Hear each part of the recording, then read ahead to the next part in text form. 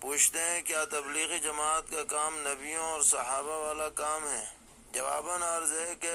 نبی اکرم صلی اللہ تعالی علیہ وسلم اور صحابہ کرام رضی اللہ تعالی عنہم نے دین کے مختلف کام الگ الگ انداز میں انجام دیے ہیں۔ نبی اکرم علیہ السلام نے صحابہ کو تعلیم بھی دی ہے، اسی طریقے پر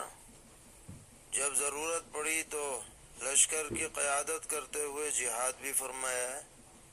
اور بھی دیگر جو دین کے کام ہیں ان کو آپ نے بحسن و خوبی انجام دیا ہے اور اپنی ذمہ داری پوری کی ہے۔ انہی کاموں میں سے ایک کام یہ ہے جو آج کل ہمارے ہاں تبلیغی جماعت کرتی ہے، یعنی اچھی باتوں کا حکم دینا اور برائیوں پر روک ٹوک کرنا۔ یہ نبی علیہ الصلاۃ والسلام کے مختلف کاموں میں سے ایک کام ہے۔ اسی طرح صحابہ کرام رضی اللہ عنہم کے مختلف کاموں میں سے ایک کام ہے۔ سارا کام یہی نہیں ہے، بلکہ جو دین کے اور کام ہو رہے ہیں وہ بھی نبی ہی کے کاموں کا ایک حصہ ہے۔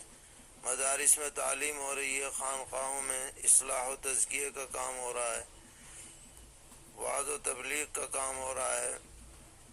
اور اسی طریقے پر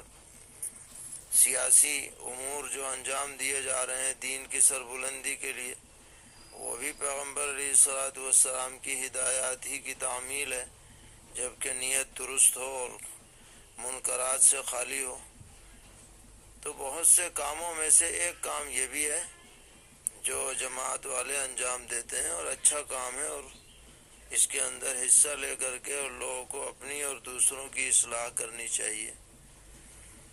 سوال کرتے ہیں اگر کسی شخص کا نام تبلیغی جماعت میں جانے کے لیے زبردستی لکھوا دیا گیا اور وہ شرم کی وجہ سے منع نہ کر سکا تو کیا اس کو جماعت میں جانا ضروری ہے؟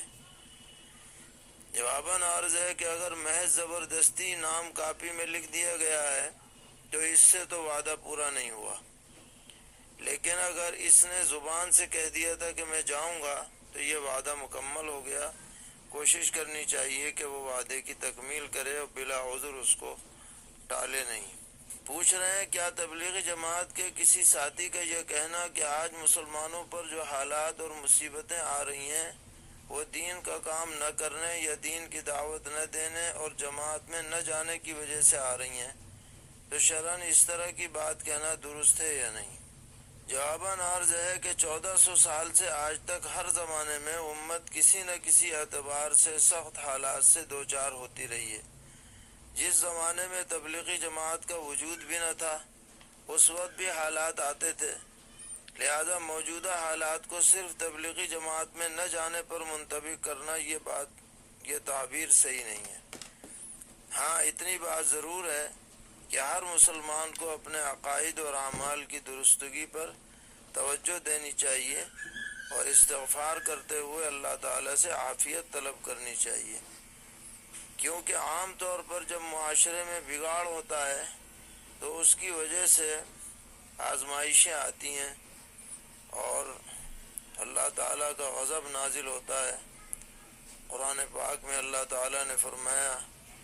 ظہر الفساد فی البر والبحر بما کسبت ایدی الناس، کہ بر اور بحر میں فتنہ فساد جو ظاہر ہے وہ لوگوں